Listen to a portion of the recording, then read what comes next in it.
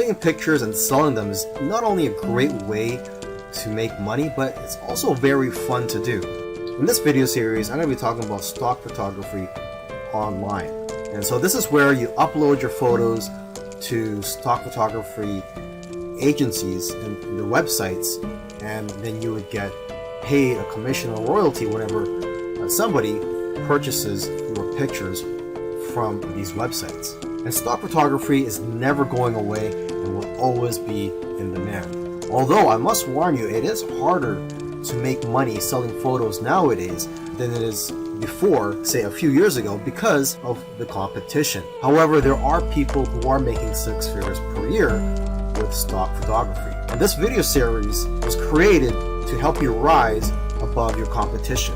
Lastly, I just want to say that stock photography is a great learning experience, and you're going to become a much greater photographer because of it. It's also satisfying when you see companies using your work and knowing that your work has value. And like I said earlier, it's fun. Selling your photos on stock photography websites is great. However, there is a lot of competition and it is harder to make money nowadays than it is in the past.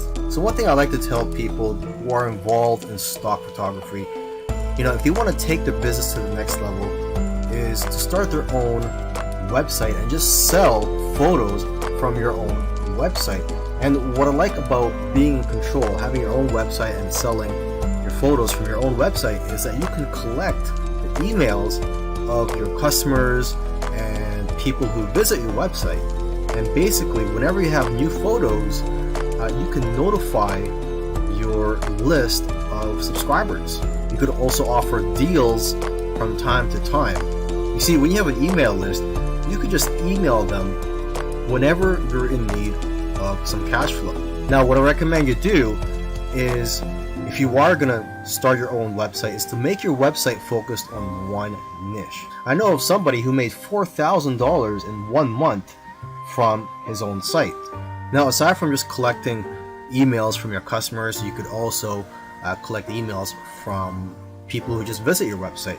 And to entice them to opt in, you could run a contest where if they enter their information, such as their email and their name, they'll be entered to win a photo or a print. Another great thing about building a list of subscribers is that you can build a relationship with your audience and that you're going to get repeat sales in the future. You see, when people buy your photos from stock photography websites, you don't collect their information, so it's not like you could tap their shoulder in the future and say, hey, would you like any of my other photos or my newest photos? This way, with your own website, you could just notify them, like I said earlier, whenever you have new photos or if you have a discount that you're offering. You should also sell prints of your photos from your own website to increase your revenues. Now, if you're scared to start your own website, there are several tools out there that make it very easy for you. And one tool that I highly recommend is called Shopify. One good feature of Shopify is that they will contact somebody who abandoned their shopping cart and they'll get reminded to purchase from you. And there's all types of themes available for you to use from Shopify. And once you have your site up and running, you could use Facebook ads to drive traffic to your site. In the last video, I gave some tips on how to be successful if you were to upload to those larger stock photography websites. Now in this video, I want to give some tips on how to be successful just in general. So these tips will work whether you decide to go for the smaller stock photography websites or the larger stock photography websites. To start off with, you cannot be a generic photographer and make money with stock photography. To be successful, you have to niche down. You cannot be too broad. So you have to be very specific and also good at what you do. For example, portraits of people are always popular. So if you can focus on that, you'll probably do well. You should also stay in tune with what's going on in the world. People who are talking about the popular topics of today need images to support what they're saying. And if you are going to be uploading to multiple stock photography websites, you can use an app called MicroStalker for tracking your sales across multiple agencies. And And lastly, if you're consistent, you'll increase your chances of being successful with stock photography. You'll do best if you upload a small amount of photos consistently. Earlier, I mentioned that you should try to avoid large stock photography websites such as Shutterstock. However, if you're new and you want to gain some experience, or for whatever reason, if you feel that large stock photography websites are for you, here are some keys to success. Obviously, these big sites have thousands of photos, and photos that have less saturation will sell the best.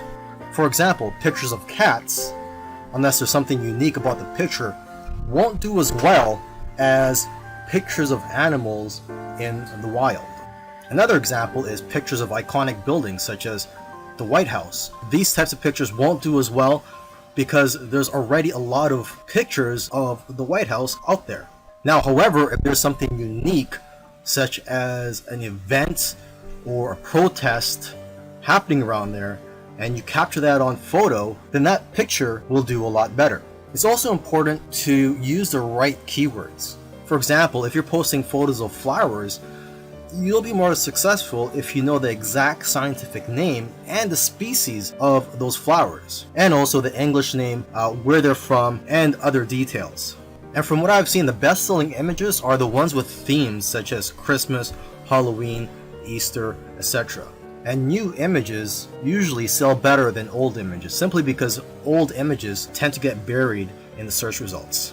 In the previous video where I spoke about where to sell your photos online, I forgot to mention that you could also sell your photos directly from your phone, and there are a few apps available for that, but the most popular photo app right now is one called Phope. And with Phope, you download it, and I believe it's available both for the Android and the iPhone, and you get 50% of the sale. But you can make more money by joining what they call missions on Phope, and these missions are sort of like projects for brands and other companies.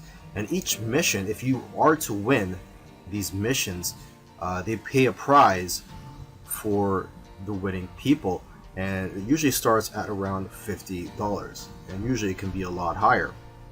Okay, now if you want to have success with this app, you want to analyze the photos which have already been sold. So take a look at the sold tab in the explore section of the app. I also recommend that you analyze the profiles of people who have won missions or sold a lot of photos, as they usually have a lot of good photos which can give you ideas. And lastly, you could create profile on Phope and follow people, so you can follow other photographers and they could follow you, and you guys could share tips with each other and be more successful in the long run.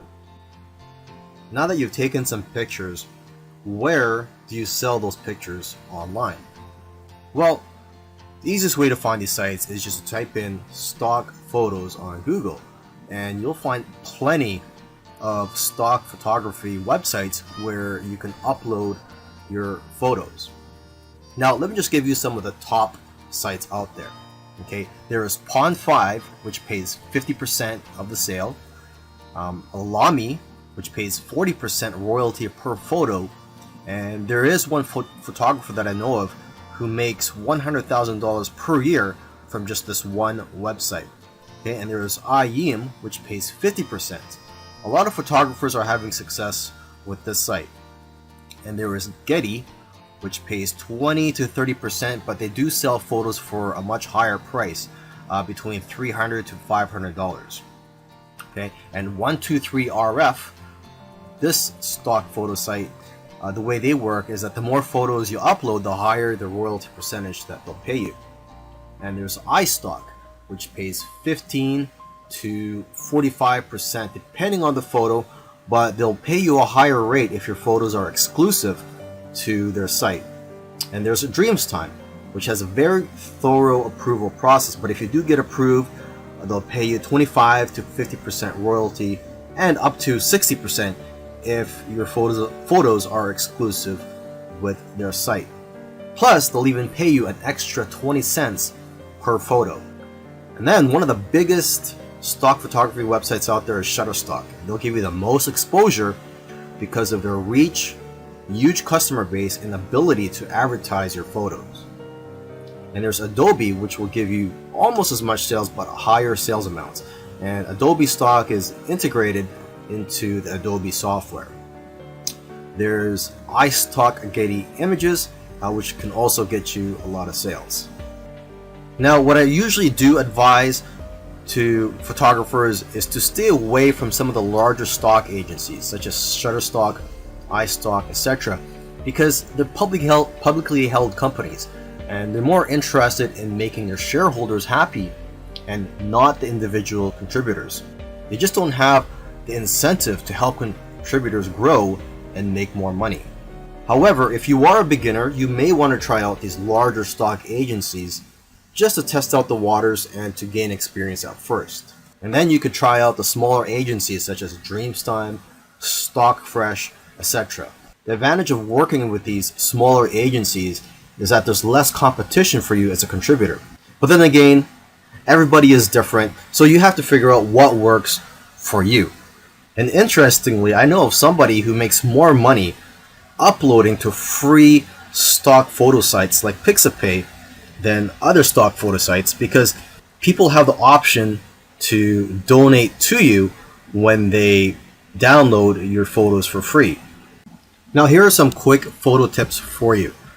Only high quality photos are going to be accepted into stock photo sites. So if you want to have high quality photos, you need a high quality gear. So I highly recommend that you use a DSLR camera, and a plain 50mm lens is just fine. Now, you're going to want to try to take pictures that are difficult for regular people to take with their smartphones. And if you are going to be using DSLR cameras, try modifying your shutter speed and try to play around with it. For example, you could try taking long exposure photos. Long exposure photos tend to sell more. When you're taking these pictures, make sure that there's a concept behind the photo. You have to try to capture photos with intention. And also try to make your photos socially relevant. Another important key is to make sure that your picture elicits some type of emotion or has some type of purpose, such as showing that it's the fall season. Now, photos that do well are in the niches related to food, health, beauty, fitness, money, and business. You also have to remember to leave some room for copy and text for the users to put on the photo. And you should know that photos are not going to be accepted if there are brands, names, or license plates in the background. And if you have models in your photos, they will have to sign a release form.